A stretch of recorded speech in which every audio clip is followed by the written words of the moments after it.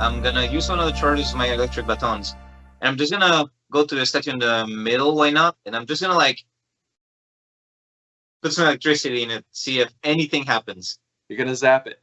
Yeah, I'm zapping the statue. That's a very normal thing to do. Okay. Okay, you do so. You zap it.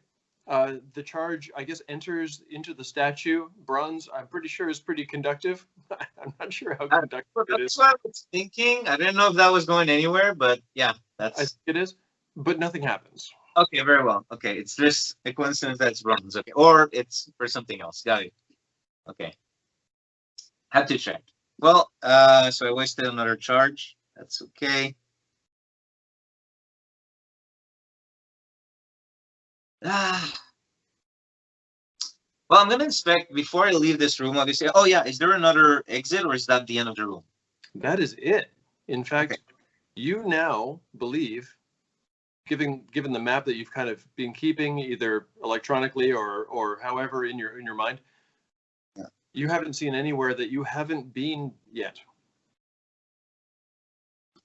Let's see.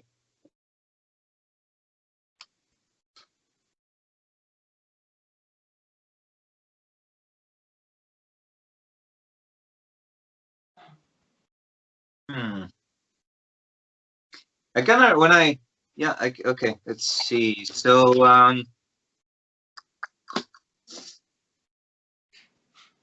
was actually looking up if I had any if I had given the Dampier Vigilante class any ability to spot hidden doors, which I didn't. I didn't remember at this point because I know that when I was designing it, I was kind of like going back and forth on certain things, but I didn't give him that. So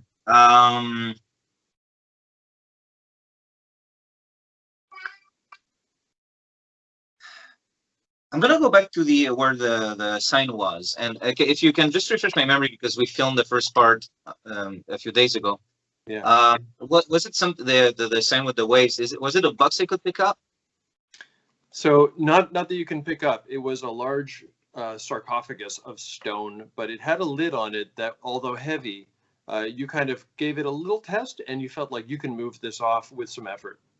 Oh, but I meant the sign with the waves. Oh, okay. No, that's just a plaque. That's just a stone plaque that was located between two thrones where the skeletons had been sitting before. Got it. Ah.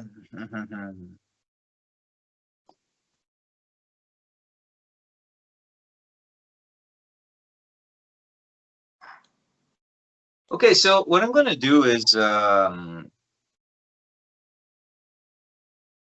see, I am going to go back to that room. I'm gonna go all the way back to where the sarcophagus is, and I'm just this guy. I'm just gonna hold the baton, and I'm gonna go to the lid. I'm just gonna like open it. Okay. Okay. So you make your way back through the church, back through the corridors. And, what the hell? I'm going to make a roll just to see if Tessia, because it's going to take you. I imagine you're moving carefully and everything, and so it's going to take you. Not dragging me through it, of course. So because I'm aware that it's not because I didn't come across something that couldn't happen on the way back, but okay. So I made my roll here. Your phone does not ring. So we'll say a few minutes pass. You're kind of hoping that maybe she would get back to you, but she does not. Okay, so you re-enter into this long room, and it's shaped kind of like a wine glass, or a champagne glass even. It's long and it's rounded at the southernmost end. You enter through the north. You remember it has 4 different alcoves that all have very small bronze statues. You're kind of getting a theme in here now, right? Yeah. And they are all looking towards the back of the room. And at the back of the room, there's the 2 petrified wooden chairs, thrones really, that flank this plaque. And I'll show you my terrible drawing again if you like, or if you've already written it down, that's fine. Yeah, look at it again. I mean, I remember it, but just in case. Yeah. Okay. So here it is before. Here it is again, rather. And so we've got the 2 fountains. We've got the 3. These are keyholes for sure. And then there is, although the writing is very bad, imagine that it is really beautifully done in stone. And of course, there is the sarcophagus with the heavy lid, and you said you're going to try and throw that off? Oh yeah, at this point I'm on like this. I think it's one of those things where um, time is of the essence, from what I understood. So if there's something in there, I guess I'll have to fight it. I don't know. I'm just gonna throw caution to the wind at this point. Okay, great.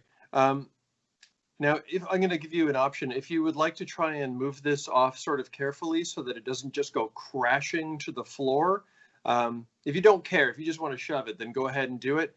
But if you want to do it, You know what? I'm gonna be honest with what I said. I probably should have opened it carefully. I was kind of wanting it to be cinematic, so I did say I was violently gonna push it away. So it might be noisy. Yeah, okay, okay. I'm gonna stick to what I said, even though it was not a good idea. Right, violently pushing it away. Your frustration is beginning to show on your face. Yes. All right, you push it in. There is an enormous, deafening crash as the stone lid just shatters on the floor into a dozen different pieces. Dust goes everywhere, and when it kind of clears, it takes a minute. There's a lot of dust. When it clears off, you can see, not especially surprising, that there is a body reclining in the sarcophagus. There's a single body. And so what you are looking at is kind of a desiccated, not mummified, but very desiccated. So the skin has like collapsed against the bone and sticks to the bone, and it's a kind of an ochre color. It looks like it was probably male, although it is a little hard to tell. The hair is long, wispy, and white, just like the two skeletons that you had defeated earlier. The robes were probably at one point beautiful, of some kind of like a gold thread, but they're gone to rot now, and it might be worth some very, very small amount of money just for the gold that was in it. There is also a very thin gold crown that might be worth something. And additionally, there is a sword in a scabbard. Looks old. Everything looks old. There is a chain with a talisman around the neck, and there is a small wooden box in the left hand. Okay, so the first thing I do is I carefully put my weapons away, and then I'm gonna very violently punch down on the face, and my intention is to punch and crush that face, that skull. I'm gonna shatter that skull, unless it's something that can actually move and has hit points. Okay, you do so, and with all of the resistance of a piñata, it just crumples under your hand. If whatever strength the bone may have once had, it is gone, and so you just put a giant cavity in this. Okay. Amazing. And then it's alive. No, it doesn't spring alive. It's dead. Good. So I just figure I'd stick to how I started at this point. If it like crashes, there's dust. Just waving over the dust with the light of the visor there. As soon as he's there, like crushes the head. Right. Okay, now moving. I'm gonna pick up the crown, of course. Not putting it on my head. I'm just grabbing it and putting it in the backpack. Okay. Okay. I'm gonna make a note of this because I guess this is what we call loot. Yes, that's what I don't know how your rules for XP work for this serial, but I'm assuming it might help with that too. Now the sword, is it in any sort of practical use state, or it's just rusted and? So you'll have to remove it from its scabbard. So it is in like a solid, possibly silver, but or very, very, it's very tarnished if it is silver again. But it's in a solid scabbard, and it would be what would be considered like a short sword. So the blade is about 3 feet long, and it's quite thin. Okay. Yeah, so I pulled it out. Does it look usable in some sort of? Okay, you pull it out. Yeah. It does look usable. Okay, it's a short sword, right? It's a short sword. Okay. Well, I'm actually gonna put the scabbard to my belt. Okay. Carry it as an actual sword. Okay, doke. Just making a note of this. It looks like the blade of this sword might also be silver. Again, I think you'll have to get it checked to be certain, unless you have any way of determining that. No, I wouldn't. So Okay. I'll have to check. And as a player, I do hope it's not cursed, but at the same time, I can like going with the flow here. Okay, so I picked up the crown. I'm picking up the short sword. There's also a wooden box. There's a wooden box and a talisman. Talisman. Okay, so I'm gonna pick up the talisman. I'm gonna look at what the talisman has on it. Okay, the talisman has like a more elaborate version of what the coin had. The geometric, the sort of geometrically stylized gem. Okay. This was known as the Tomb of the Ruby King. So there's a possibility it was a ruby. Yeah. Yeah, but there's no color or anything. Okay. Well, I'm gonna keep the talisman as well. And I'm gonna open the box. Okay. The box is really small, actually. Yeah. And so when you open it, nothing springs out or happens. Luckily, no traps or anything like that. There's a little cushion of black velvet upon which, probably not too big of a surprise, 3 keys. Keys. Yeah. 3 keys. But the keys are not identical. Okay. Okay, so one of them has an enameled red. What's the part of the key that that you hold on to? That's got like a little. Oh, the part that you hold. Yeah, sure. Yeah. What's that? Got like an enameled red thing on it.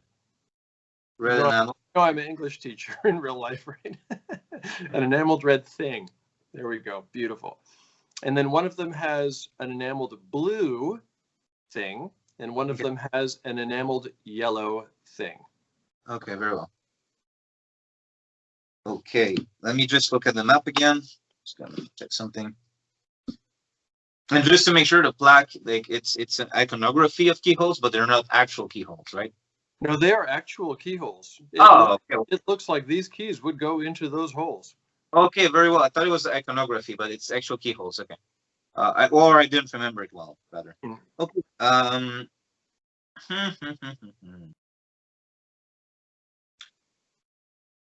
Very well. Ruby, red, blue, yellow with the U smaller. Yeah. So I'm gonna put the red one on the left, the blue one in the middle, and the yellow one on the right. Okay, red one on the here. I'm gonna draw it out so I make sure I get it right. I'm gonna put them all in before I turn. Okay, tell me that one again. Red on the left. Yeah, well, I'm gonna follow the order of the words Ruby, ignore the U. Yeah. I got it. So red and yellow on the top, left and right, and then blue in the bottom middle. Gotcha. Okay. Can I see the sign? Can I see the sign again? So it's gonna be so if I'm going like left, middle, right, it's gonna be red middle. Sorry, red on the that one, blue in the middle, and yellow on the right. Yeah, exactly. Gotcha. Okay, the keys are in. Yeah, turning them. Okay. Order. Which one do you want to turn first? I'm gonna turn them in the same order I put them in. Okay, so you turn the red one, and there's a little click. It definitely fits, and it catches something, but nothing happens. Kind of maybe scratch your head. Okay. Try the blue one. Turn. You hear the same click. Okay. Again, nothing. Maybe shrug. Turn the yellow one. There's a click. And for a minute, nothing happens, but then something does happen. You hear, actually, first you can feel it. A kind of, thrumming, a kind of vibration, a low feeling.